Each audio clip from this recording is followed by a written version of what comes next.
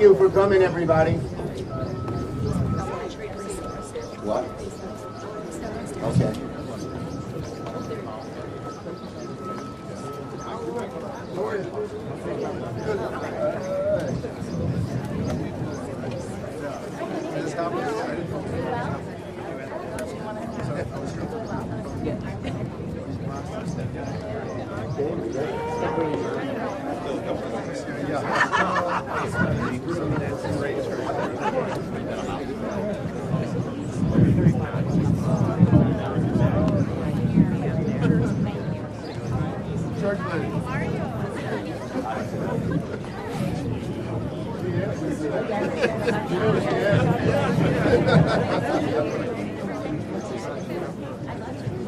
Is everyone here?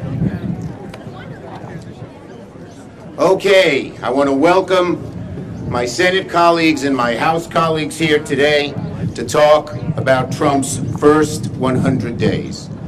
Donald Trump's first 100 days can be defined by one big F word: failure. Failure on the economy.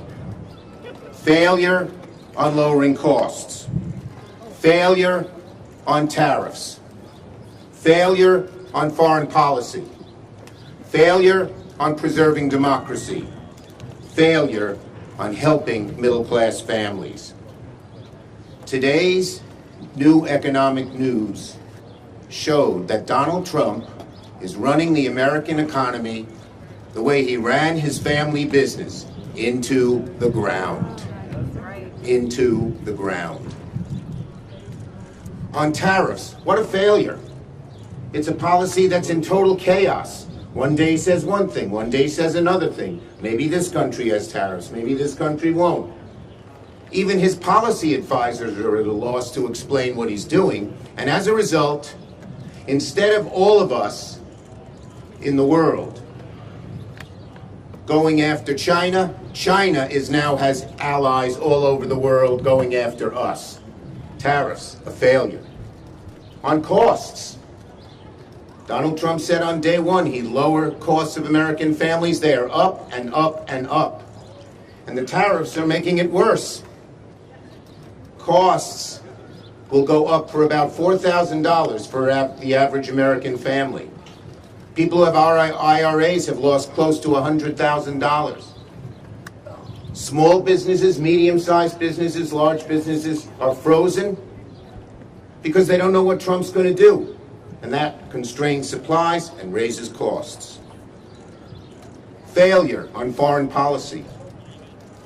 Instead of standing up to bullies, Trump is succumbing to bullies. He's being bullied by the dictators of the world. And again, he's broken our alliances in Europe, and so all the world now looks askance at America. Failure on DOGE. DOGE was supposed to bring efficiency. What instead is it doing? Cutting Social Security, cutting medical research, cutting costs. Failure on helping American families. Cutting taxes on the rich and paying for it by slashing Medicaid, strangling Social Security, hurting our veterans.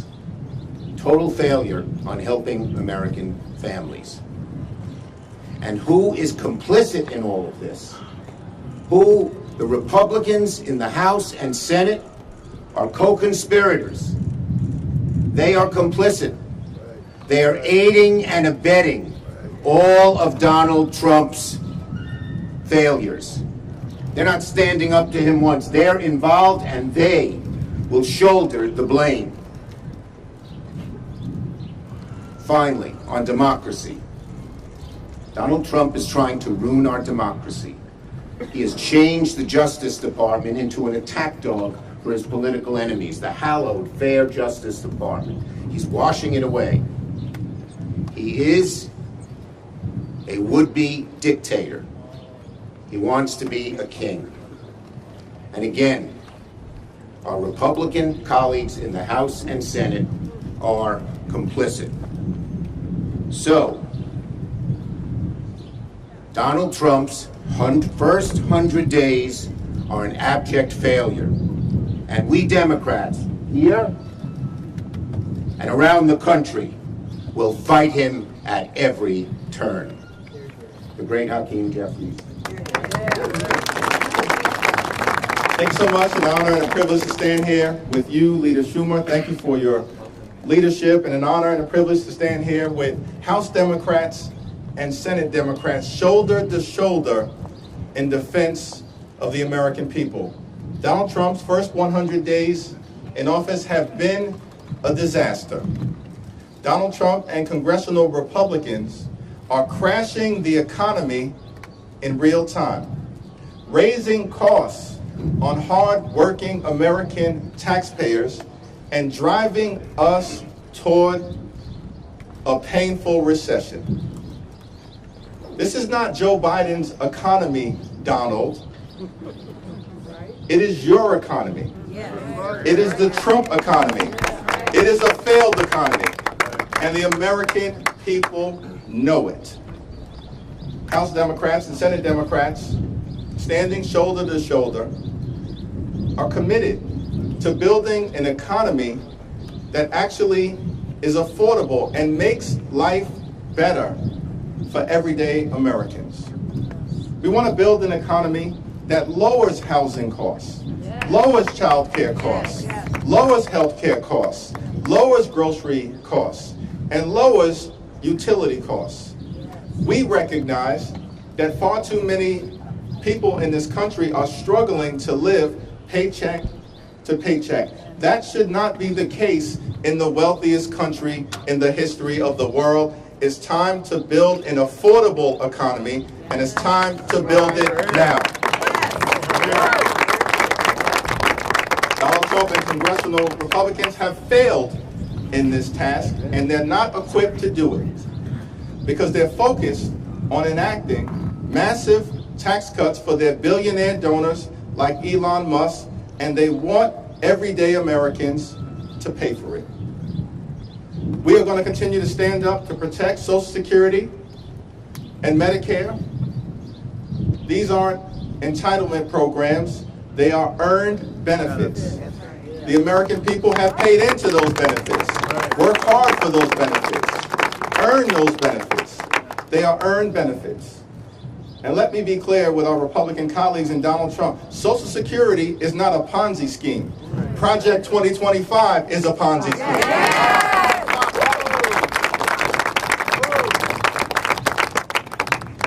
We're going to stand up in defense of the health care of the American people. It is outrageous that Donald Trump and congressional Republicans are trying to enact the largest cut to Medicaid in American history.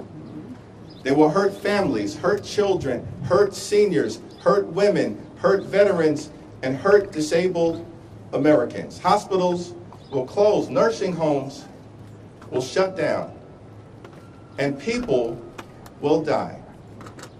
This budget that Republicans are trying to jam down the throats of the American people at the direction of Donald Trump is unconscionable, unacceptable, and un-American.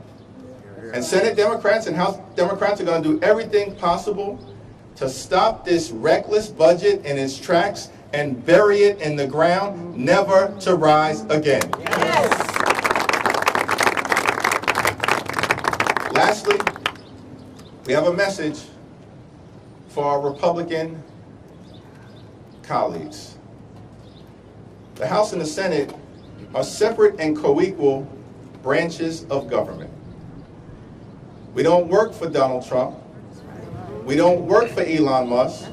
We don't work for far-right extremists. We work for the American people. And it's time for you to start acting like it or step out of the way so we can build the type of America that allows every single person in this great country to thrive. It's now my great honor to yield to the great Reverend Dr. Senator Raphael Warnock from the great state of Georgia.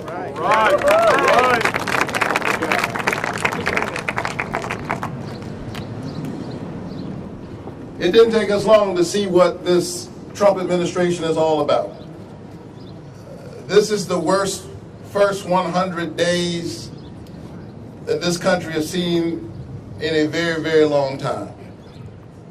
We are witnessing an all-out assault on our Constitution, an all-out assault on our norms and our values, an assault on the pocketbooks of ordinary people, but in a real sense, an assault on the spirit of the American people.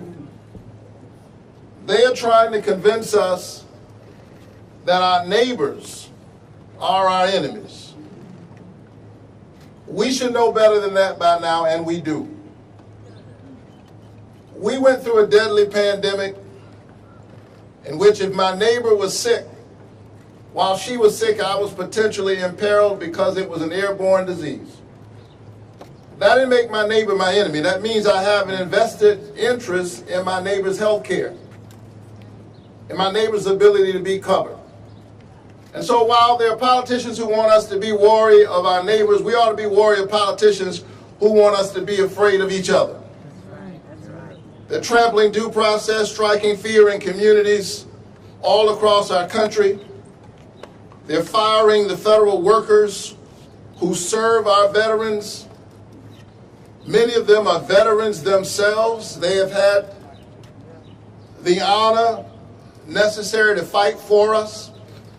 And then they come back and they got to fight with us to get ordinary respect for the work that they've already done and the work that they're trying to do. They're trying to shut down Social Security offices in Georgia and all across the country, drinking water safety offices. And why are they doing all of this? They're doing all of this in order to pay for a tax cut for billionaires, all the while adding billions of dollars, trillions of dollars over time to our national debt. But here's the thing that they're really trying to do. They are trying to weaponize despair. They're trying to so beat us down that we will be too soul weary to fight, and it's our job to prove them wrong. This country does not belong to the people in power. The power is in the people.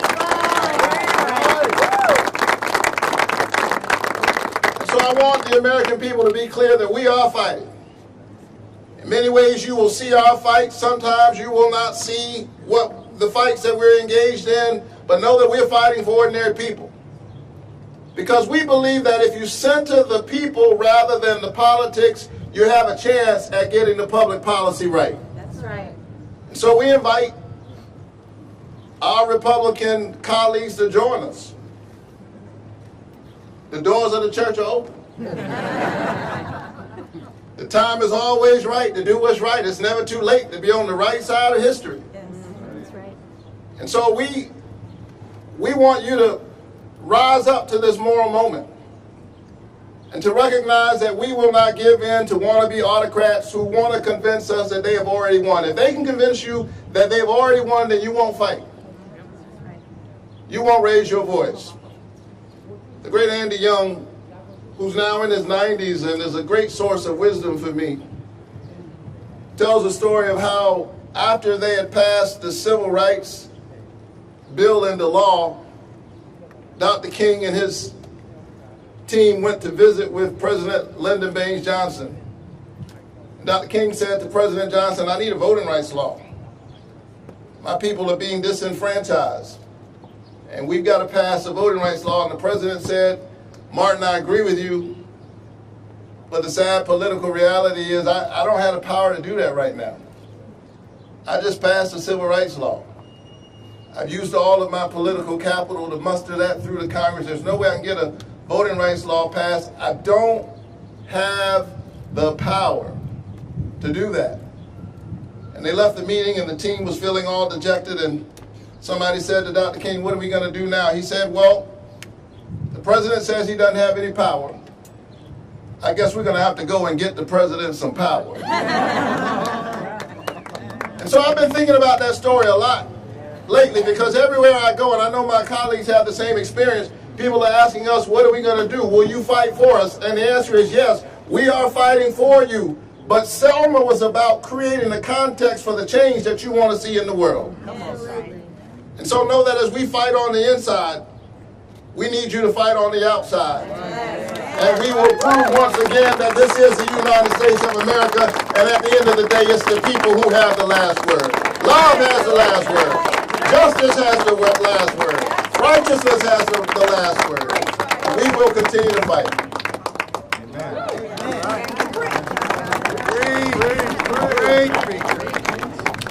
Thank you so much. What an honor and privilege to be here with Leader Jeffries, Leader Schumer. Thank you for bringing us together, and with my incredible Democratic colleagues in the House and the Senate. Fighters, each one of them. 100 days ago, Donald Trump came to this Capitol. He swore an oath, spoke to the American people, and promised to bring down prices.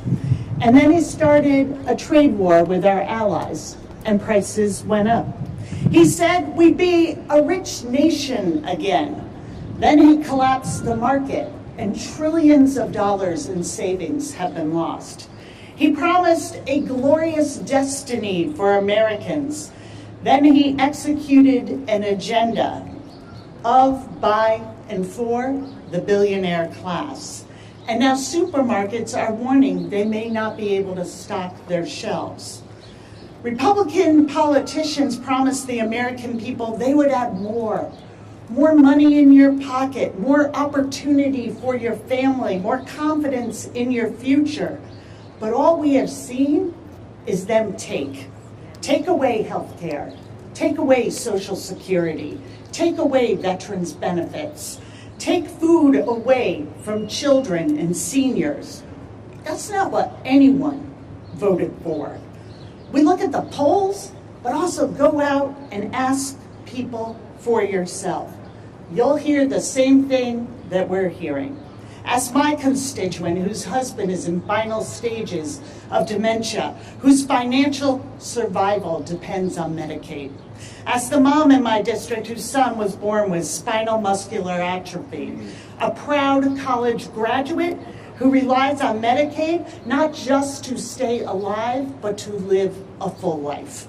Ask the veterans that I've met in town halls and round tables and in Dunkin' Donuts across my district. They can't get an appointment at the VA right now, and they are scared and think we have forgotten them. Ask the seniors who cannot get someone to pick up the phone at Social Security. In red, blue, and purple districts, Americans are saying this is not about politics, this is not about an ideology, this is about the fact that politicians are supposed to work for the American people, not the other way around. And we see the Republicans in Congress choosing their careers, their political survival over that of their constituents. Listening to Donald Trump and Elon Musk and their donors instead of their own voters. Their voters are speaking clearly. They oppose tax cuts for the rich. They oppose cuts to Social Security. They oppose cuts to veterans' benefits. They want the representatives they elected to lower their cost of living, to make sure they can afford groceries, go to the doctor, and stay in their homes. Whether or not Republicans are listening to their voters, Democrats are. We see them, and we see a system that punishes those who work the hardest to benefit those who have the most. And we're here to offer a different path. We're here to fight for the America that Americans want, with more opportunity, more wealth, and more power for working families. That is the fight that we're in. That is our commitment to Americans. And I am so proud to be here today and yield to my good friend, the Senator from Delaware, Senator Lisa Blunt Rochester. Thank you, colleagues. Leader thank you for gathering us all here today on this beautiful, beautiful afternoon. As a former member of the House of Representatives and as a new member of the United States Senate,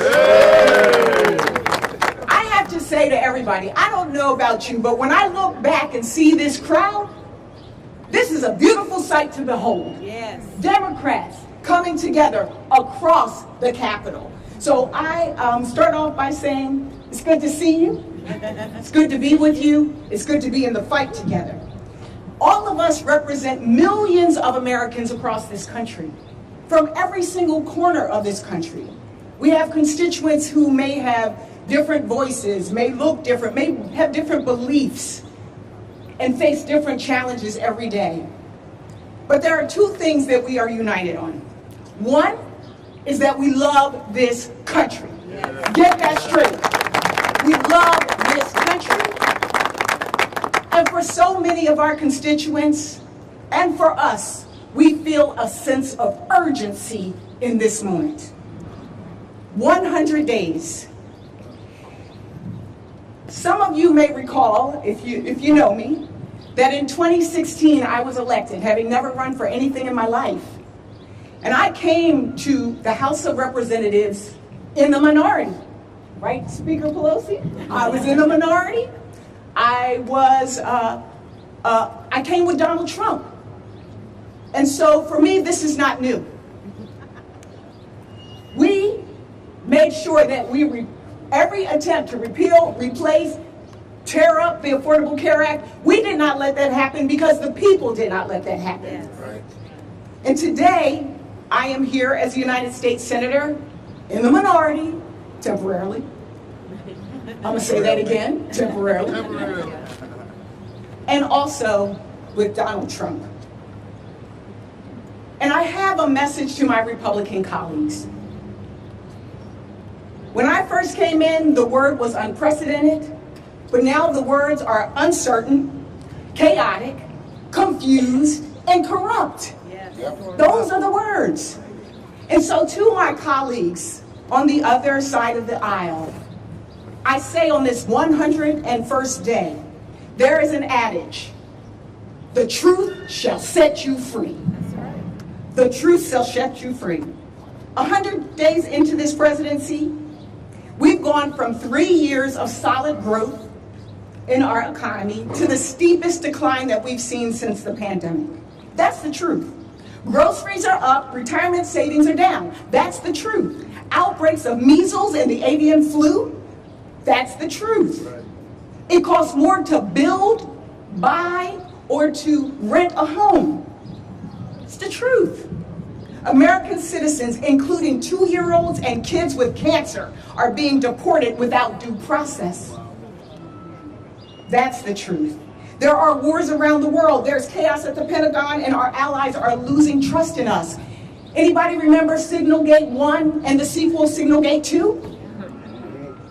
And don't forget the Department of Inefficiency, breaking our government while they're stealing your data. It's been a long 100 days, but make no mistake, Democrats are going to continue to fight. And each of us must do our part in this moment. We will sit in, right, Corey? Yeah. To protect Medicaid and the millions of Americans who rely on it. We will stand up for justice and the rule of law and due process. We will march for our rights. And across the Capitol and across the country, we will lock arms against hate, corruption, and darkness. We do this because this is our country. We do this because this is our democracy. And we do this because we recognize that we are all in this together. We are all in this together. And so I close with the song, but I'm not singing. I close with the song that I think represents what you see behind you. The song that is sung and danced to at every Black family reunion. We are family, and we got your back, American families. Yay. And it is my honor to now introduce The minority whip from the United States House of Representatives, Pete Aguilar, my friend. Thank you so much, Senator. Leader Schumer, Leader Jeffries, Speaker Emerita Pelosi, and colleagues. For 100 days, Republicans have shown us who they are fighting for and what they care about. It's not the working families who asked for a little bit of help, a little bit of breathing room. It's not our veterans, our farmers, our teachers, or our seniors. The only thing Republicans can rally around, the only thing that brings them together, is massive tax cuts for their billionaire friends.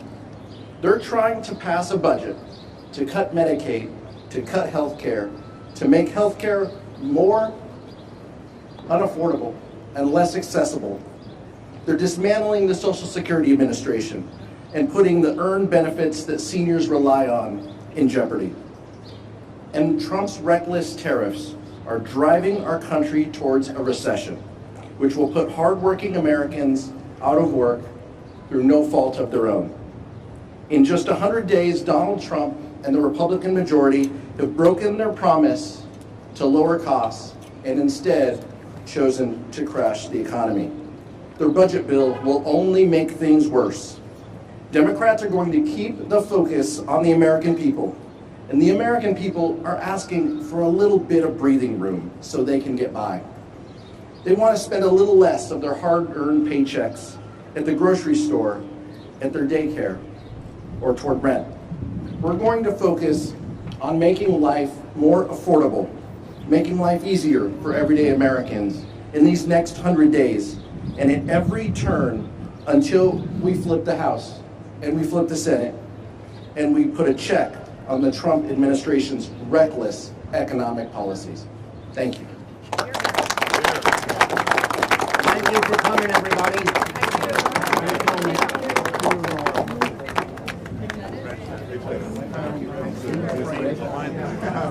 Senator, questions? Any questions? Sorry. Can't stop, won't stop.